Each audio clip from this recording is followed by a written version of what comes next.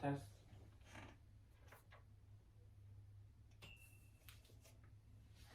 And we're live.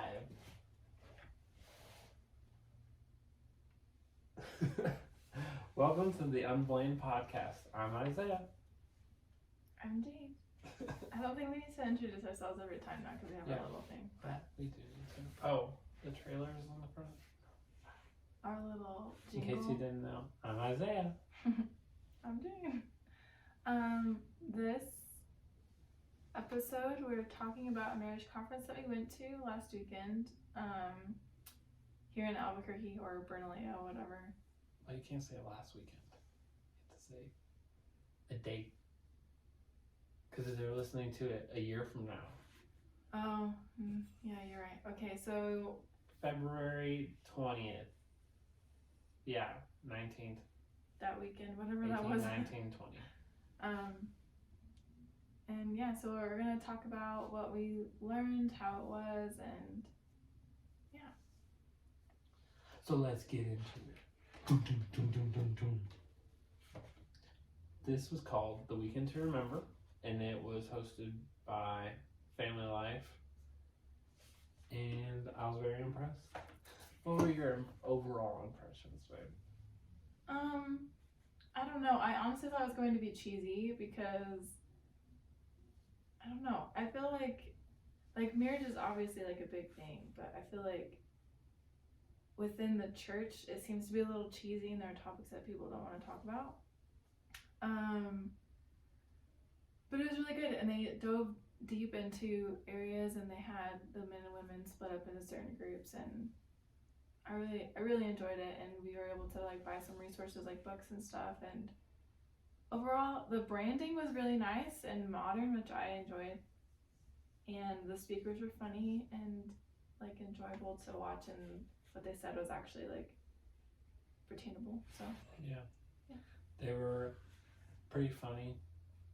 Yeah, and they said that if they weren't funny then it would have been hard for him to pay attention, so that's good. Yeah. So it was a Friday night, Saturday all day or most of the day, and then a date night Saturday, and then Sunday morning, and it was basically all big sessions except for Sunday morning when there was a women's session and a men's session. So that was the layout of it. So let's get into it. It's like the guy from Parks and Rec.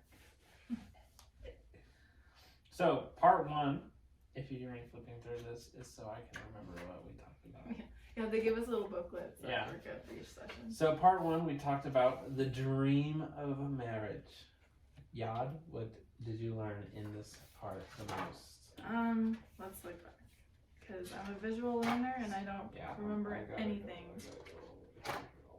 What was cool was that within the booklet they had, what was it called? Little, you think that we're like being, like they're sponsoring us because we're talking so deep about it, but it just, I really enjoyed it. It's these little things called Halt the Drift? Halt the Drift. Yeah. Where you could like take time just within that session to like talk with your spouse about what you're learning so far, and like you can ask each other questions and stuff like that, which has been really cool. But yeah, this session was, or the dream for marriage was like, okay, well, what were your expectations for marriage first off? Like, what dreams did you have? And then kind of like how maybe it hasn't been like that. So they were kind of talking about how like oneness versus isolation. So like in marriage we should strive for oneness, but like the devil once like tries to break up marriages to like isolate us and not be one. Which I think it was just a good reminder. I don't think I got really anything major out of it, but it was just like a good reminder that it's like, okay, like it is good to still dream about our marriage. Like the dreams that I had going into it, they're not dead. You know, that like God still cares about those dreams and still wants this to happen, but he puts us in different seasons for different reasons, like helps us grow. And so yeah, that's all I got. What did you get?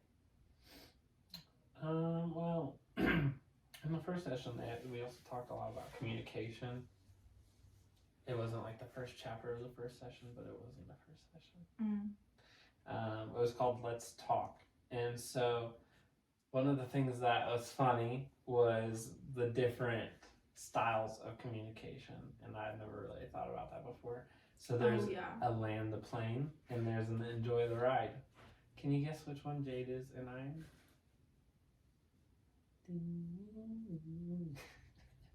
Jade, which one are you? Okay, I edit these podcasts, and I edit the podcasts, I edit the YouTube videos. Kind of, not really, but I can go on for a long time. I pause, I include details that aren't necessary, just like what I'm doing right now. And so obviously, I'm enjoy the ride communicator. Isaiah's just like, get to the point, like he just wants to land the plane. So that was interesting to learn.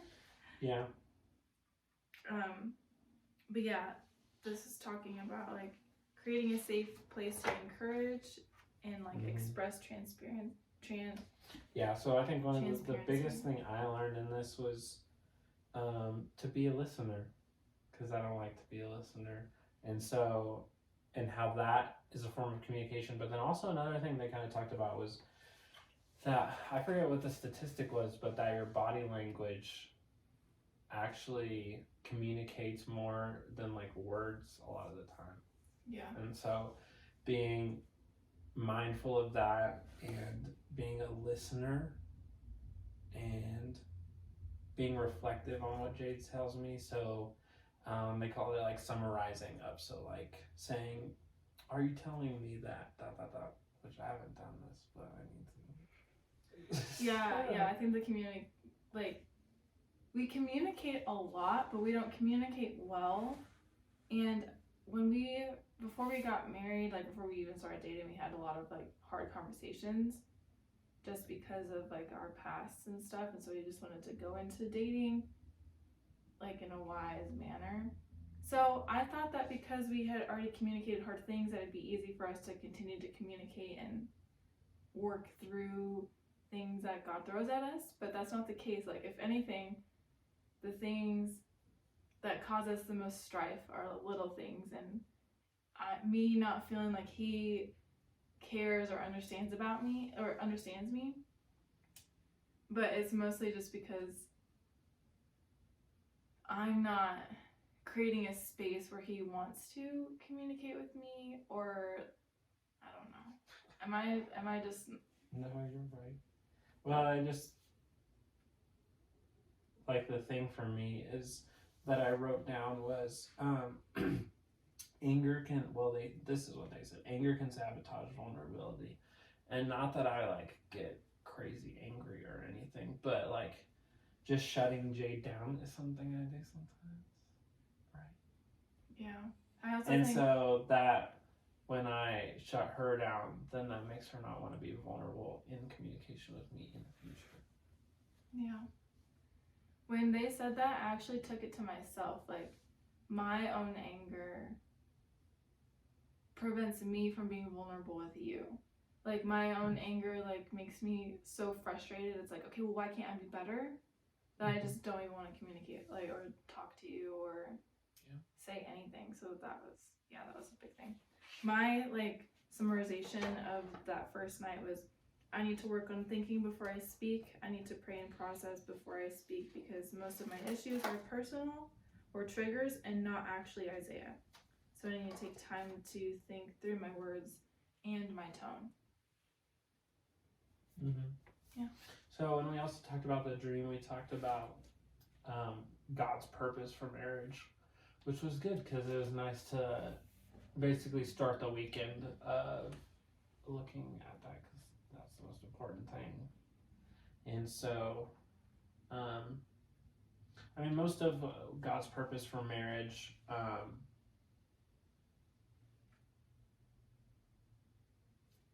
was just like modeling who Jesus was to others, and right?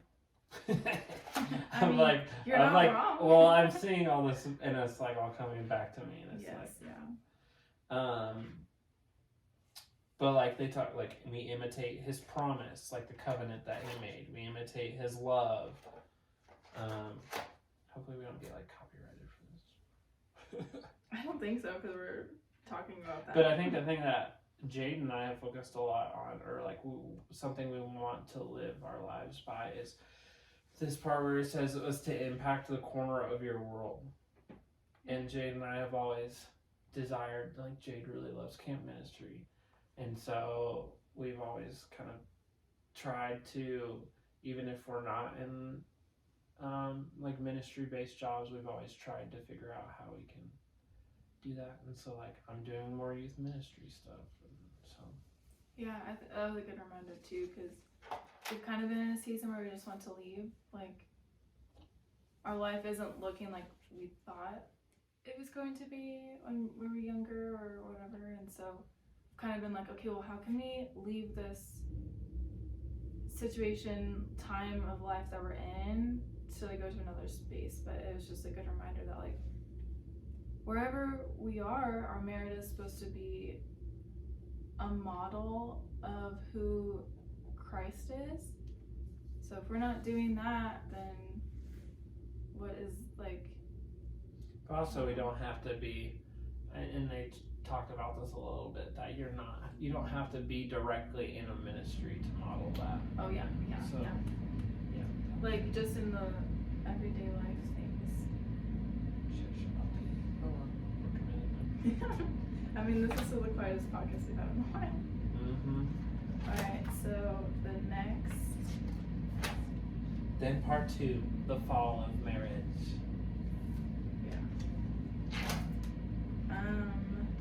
I mean, a lot of this was about, spiritual warfare, and Satan obviously hates God, and marriage is in the right context, between two Christian people, is a very godly thing, and especially if together you're trying to model who Christ was for the church and stuff like that. And so a lot of it was talking about that threat that Satan doesn't want you to be married. Like he wants to tear you apart, which in turn would probably tear you from God in a way. So a lot of it was about that threat. Yeah. And this one page I'm on right now, it says, what does love look like? And it goes through 1 Corinthians 13 of like love is patient, love is kind, like that whole section. And it said like, what traits of this passage are most difficult for you to imitate? And I said, literally all of them. Like I'm not good at all of them, any of them. I mean, the thing that I said that was easy is the one that is easy is endures all things. Love endures all things. Because I will always love Isaiah. But it is all hard because of circumstances. Like, I'm not patient. I'm not kind. Most of the time. Especially whenever we're arguing. Like, if I'm angry with myself or life situations, I'll take it out on you even though you don't do anything wrong. And so it's a very humbling marriage conference. But okay, I'm on 41.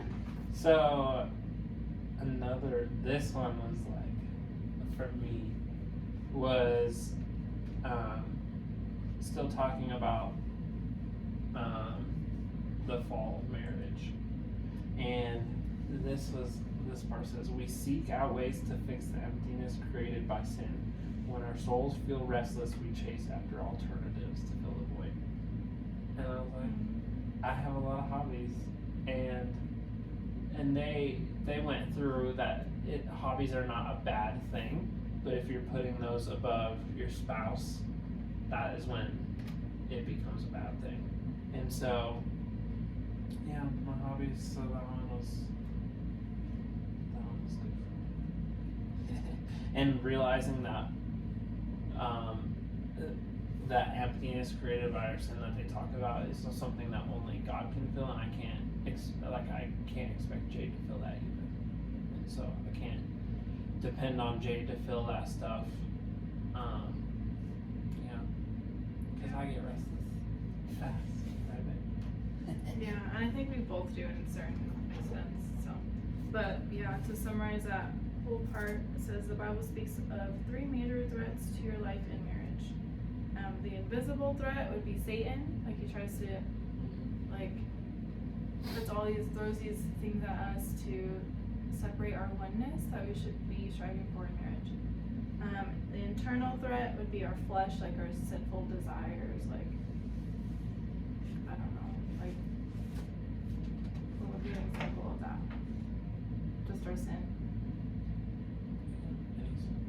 And then external would be the world, like, when you think about like, people are getting married that aren't believers, but social media, pop culture. yeah, just any distractions that keep us from striving to be together. Yeah. Or wanting marriage for the wrong reasons. Yeah. Part 3, the hope for marriage. Marriage.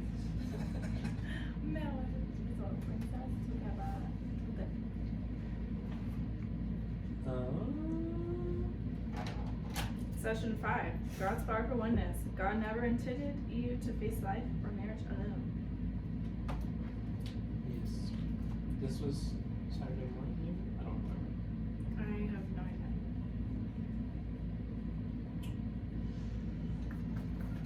Let's see.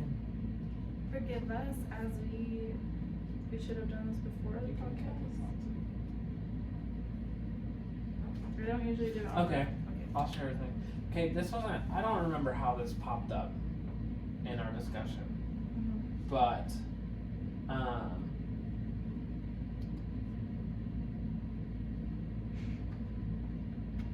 trying to think of why it popped up in our discussion. Basically, one of the speakers discussed how he is a professor from Biola, and he is a professor of communication, not like digital communications. It's like actual, like, person-to-person communication. Which, when I heard that, I was like, whoa, I didn't think of that. But anyways, he is talking about how he had read, like, what was it, Confucianism stuff or something. Basically, what he was talking about was just like, he was discussing like learning who God is. And so he brought up the passage where it says God's truth permeates everything, and how he was able to see God's truth even in like these other religions, which Jesus is in like Islam, but he's just a prophet. But it's like you have to discern and you have to like be careful. But that God's truth permeates that stuff too, and that we can see Him in things and that. And I was like, oh, I never thought about that because, again, you do have to be careful. But like, as a Christian growing up, you think like, oh, like I can't touch that or I'll die, you know, like. But I don't know. It's interesting, and I've always been interested in that kind of stuff, not for a bad reason. You just love history. I do love history, and a lot of it is actually because I want to read it and see where the flaws are. So if I come into a discussion with someone that is of that faith, then I'm able to have that discussion and speak to them on their level at the same time. So that doesn't have anything to do with marriage. I don't even remember how we got to that. No, but I think it has something to do with, because this part was like, so God doesn't leave us like, so when we get married, He's not just like, okay, good luck. Like, He gives us like the Holy Spirit to give us discernment to. Yeah. And so I think that was part of that. But so this whole chunk that we're talking right now is about like God gives us the resources to walk through marriage, not successfully isn't the right word, but like He gives us everything that we need to like do well, like His word. He gives us a word for just basic instruction and encouragement, and the Holy Spirit. And then in Jesus to obviously die for us and give us salvation. So, yeah. And then let's fight.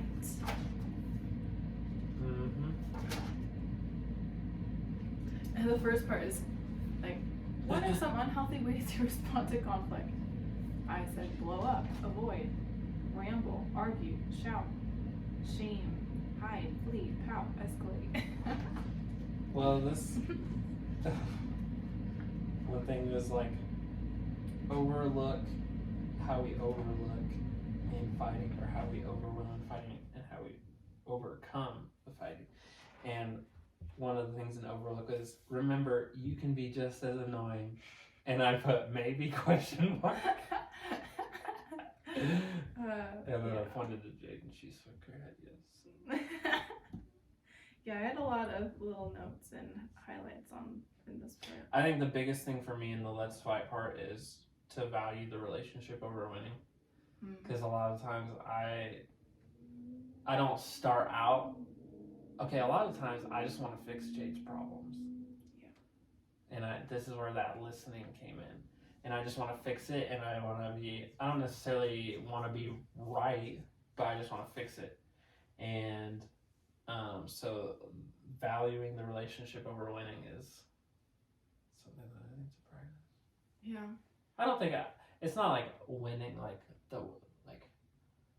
it's not like winning out of, maybe, I mean, I guess it is pride. I don't know. Well, so it doesn't seem. Your goal is for me to, like, you bounce back so fast. Like, once you argue or fight, you're just like, all right, I'm done. Like, it's over. And it takes me. I'm like, no, I can't. Like, I have to be by myself. True. I think part of what I learned was the forgiveness part, is because, like, okay, well, his intentions, like, yeah, he's trying to solve my issues, but it's because he cares about me. He wants to see me happy. It's not that he doesn't care. It's just that he cares about the outcome more than how we get to the outcome. I care more about, like, okay, the discussion that we get. Yeah. So I guess that goes back to, like, our communication styles. Like, you just want to be done with it and have the solution. Where I'm like, I don't even know what's going. Like, I don't know what my emotions are, and I have to take a long time to process it. Yeah. If you're not watching my YouTube video, you should, because little baby Oakley is sleeping underneath our table. Yeah. Are you at the sex part yet? No, I'm still here. Okay, now I am. Yeah, so this was part about sex. We should have had a little warning. Yes. Like, in a marriage context. This is your warning. No. Warning at the beginning of the episode would be like, hey, if you're listening with children. Well, we can record that afterwards. Okay. But it started off, like, obviously, like, God's intention for sex. For mutual pleasure, for procreation. I put as a sacred between a husband and a wife. I'm missing a word there. Okay. Yeah. Did you? No, I don't have the other word. It's probably sacred bond or something. And as a physical picture of a spiritual reality. Yeah. A lot of this was discussing the difference between men and women, of how we look at sex, and what? The biggest thing for me was Jade's love language. What is it now? It changes all the time. No. It doesn't change. I thought for a long time it was just, like, intentional anything, like intentional touch, intentional gifts, intentional, like, words. Like, if, like, I think it was, for a while that's what I said, but now I actually think it's acts of service. Which is where what I got out of this came from. And so one of the speakers' wife was similar in that way, and so he called it chore play. Yeah, because she was saying, she's like, yeah, what really gets me going is whenever he like does the dishes and he vacuums and does the laundry and then And Jade this whole time was like, I was like, yeah. Cause I end up doing all of that myself, and so by the time that like we're going to bed, I'm like exhausted, and I'm like, oh, he didn't even help me all day. So it was like the weekend after, or like there was one day this week where he was very intentional about like cleaning the house with me and vacuuming, and he's like, oh, how do you feel about me now? And I was like, thanks. But I think my biggest thing was just, and it's something that I know I've needed to work on, but it's just loving Jade in the way that she needs to, or in the way that she feels loved, and not in how I think she feels loved. Yeah. You know? Yeah. Because it's like, oh, let's go out to dinner. Let's go do this. And I was like, that's not how she feels loved. Yeah. Or I'm gonna buy her all these things. Yeah. And then she's mad at me because I spent money. And then we're back into the communication. Well, it's not necessarily mad. I'm just like, oh, I wish you could have communicated with something, but it's fine. But the 4 ingredients for a satisfying love life: companionship, commitment, passion, and spiritual intimacy. That was random. No, that's what it says in here. It literally says it. Okay. I'm on to the man-to-man. Oh. I said what I learned out of it. Okay.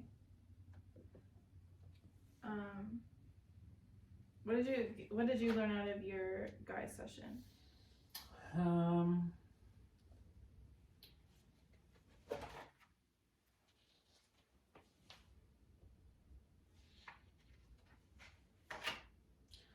Most of our session was of learning about what God's role in the family is for the husband. And so, like, loving your wife by submitting to God's role in your family, or loving your wife by following Jesus. And so, I think the big thing for me that we talked about was being consistent. And so, the big one for, like, Jade and I would say 9 out of 10 of our arguments are about finances. And so for me, it was, how can I be consistent in the finances? Because I do want to save, but then I want to go and buy this or that. And so it's, how can I be consistent and not go from wanting to save this much money for a house one moment and like, that's my dream is this house, to the next moment being like, yeah, that's still important, but I want to get this right now. And so I think that was the big thing, was just being consistent. And let's see what else. Just thinking about also how like words affect her, and that life is in the power of the tongue. So how to speak life to Jade. And yeah.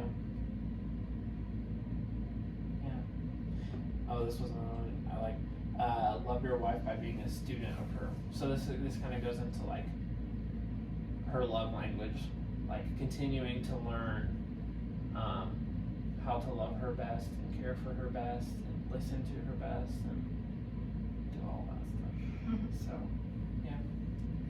What about you? You had a female session. I don't know why you said female. Could have said woman. Female, a cookie session. Yeah, ours was love your husband by being his friend, love your husband by respecting him, love your husband by supporting him. And so like, I feel like in a dating relationship, it's so easy to do most of these things. Besides sex part, we shouldn't do that. But like, be intentional, because like you're still learning about the person that you're dating, and so it's a lot easier to like give gifts because like you're still trying to woo them. But like in marriage, it's like, okay, they've seen literally me at my worst. They see me when I wake up. They see me like when I'm angry with stuff. My eyes are like crusted shut. I have drool on my face. Nuh-uh. You do have drool. Your eyes are not crusted shut. It's not, well, I wipe it off before you see me.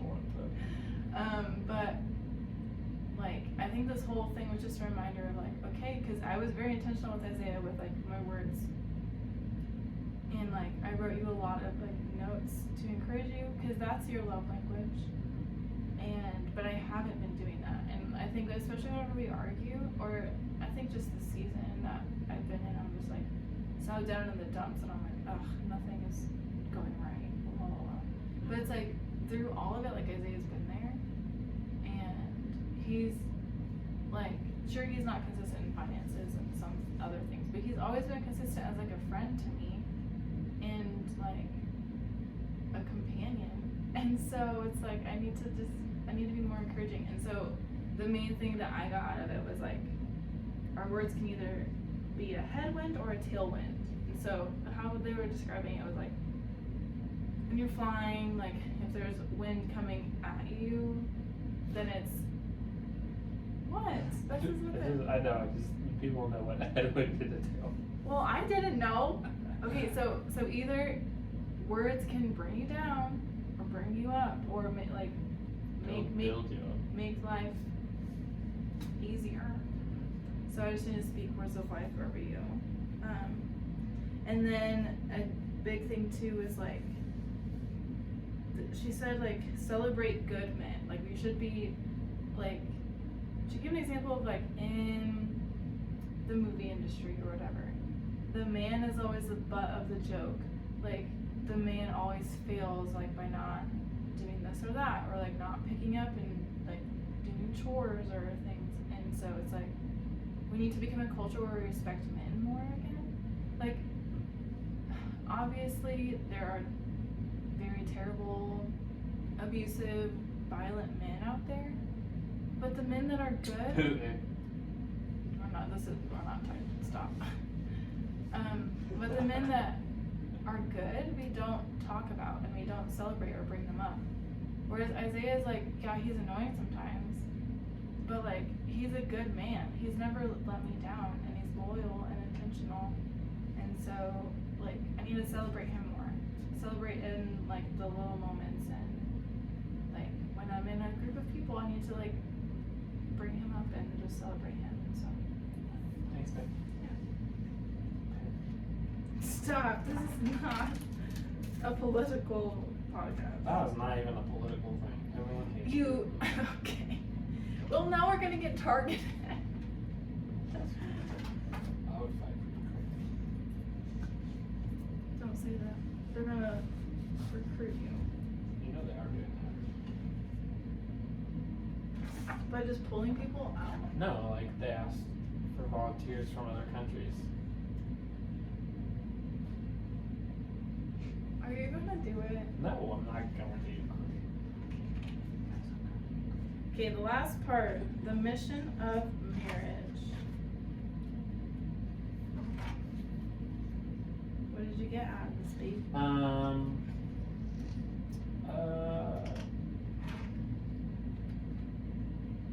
Live out my vows daily. Be quick to seek forgiveness. And this is the big one. Do what God has called you to do and don't wait for your spouse to act. Yeah. So, and then in my notes I wrote, you don't have to be the Holy Spirit to your spouse. I'm not sure how to. I mean, that is a big thing for me, because I feel like,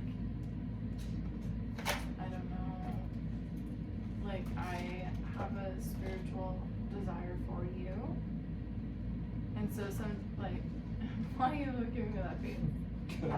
But, like, and we've talked about this too, this isn't, like, some new thing, but, like, I just have to trust the Holy Spirit to do work in you. I am not that. I'm not called to be that at all. So I can encourage you. I can be like, hey, this is something you could do. But I'm not going to be like, oh my gosh, you need to do it now. Because I have done that. So, sorry. But overall, I really enjoyed the weekend. We were able to see our friends. Let's talk about our date night for a second. Oh, okay, yeah. So, I wanted to take her to an arcade. I thought that would be fun. And so we went to Should I name it or no? Sure, why not? Yeah, okay. It's kind of ghetto. It was not ghetto. The people in it were ghetto. We went to Outback and got filet mignon and lobster tail. And then we went to the main event, which is, if you haven't been to a main event, it's got like a bowling alley, pool tables, the little, what's the sliding game? Where you slide the rocks on tables. I don't know.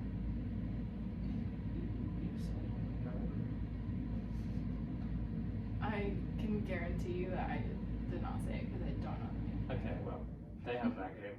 And then they have like an arcade. They had a laser tag, like a challenge course area. So I just wanted to do the arcade. And so I bought an hour pass. Well, okay, so it was chaotic because the mask mandate ended like 2 days before. So I think it's always that crazy. Well, like I don't today know. when I It drove seemed by, like it today was when I really drove crazy. by, it was Okay. the same way. Well, that I don't know. It just seemed a little crazy because there was like the line was like at the door.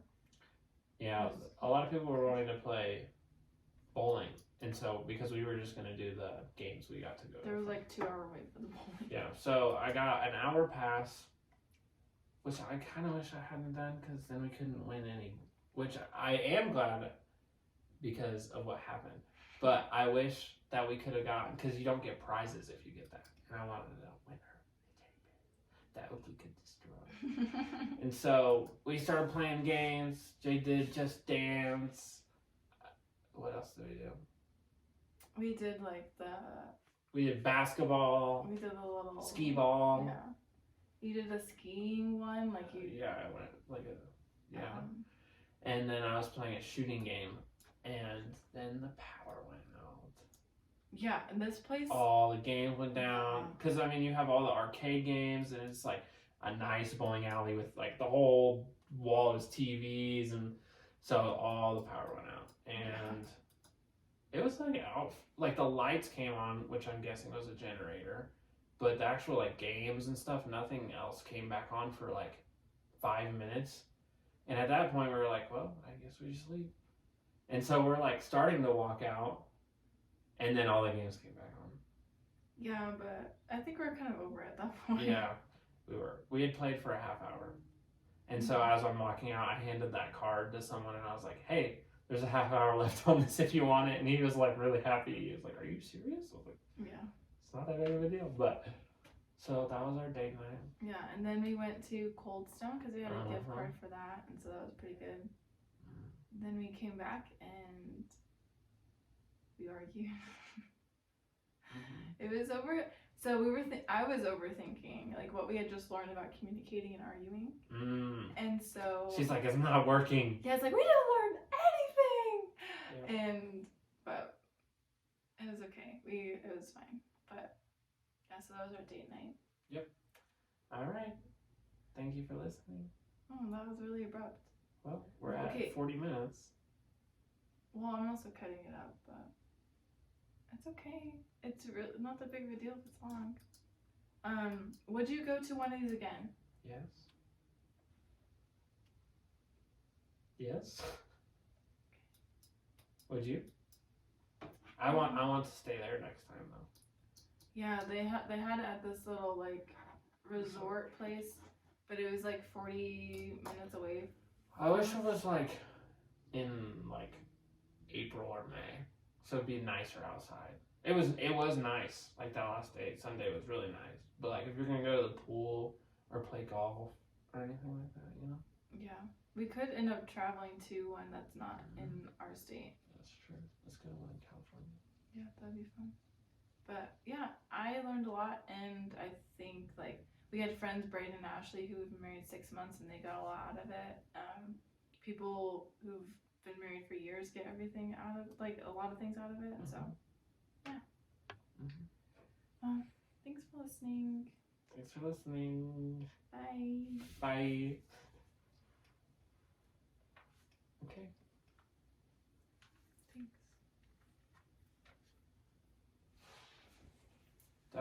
Do I need to save it?